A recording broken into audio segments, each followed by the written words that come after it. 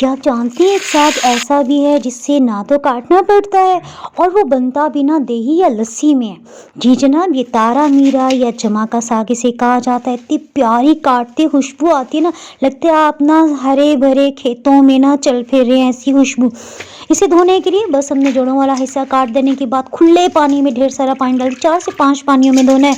बस यही मेहनत है ताकि इसमें से जो भी मिट्टी है ना वो सारी निकल जाए। इसे खूब ढेर सारे पानी में ना आपने उबलने के लिए रख देना है। साबत साबत पत्ते खूब अच्छी तरह से हमने धो के डाल दिए।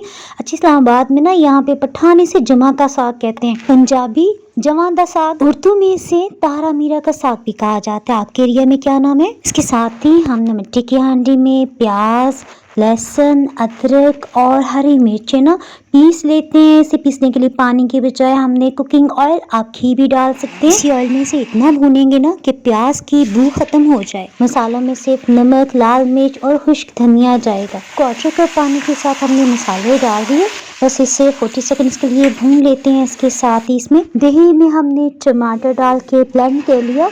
यहाँ पे साग को देख लेते हैं, उसकी पीली रंगत हो गई है, सो हमने उसे निकाल के थोड़ा ठंडा कर लिया था।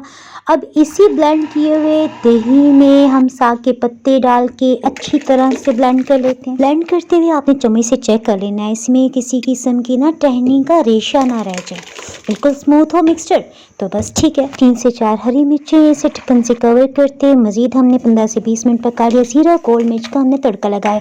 दही अजमा का साग और आप सर्च करके डिटेल रेसिपी देख सकते हैं। Thanks for watching.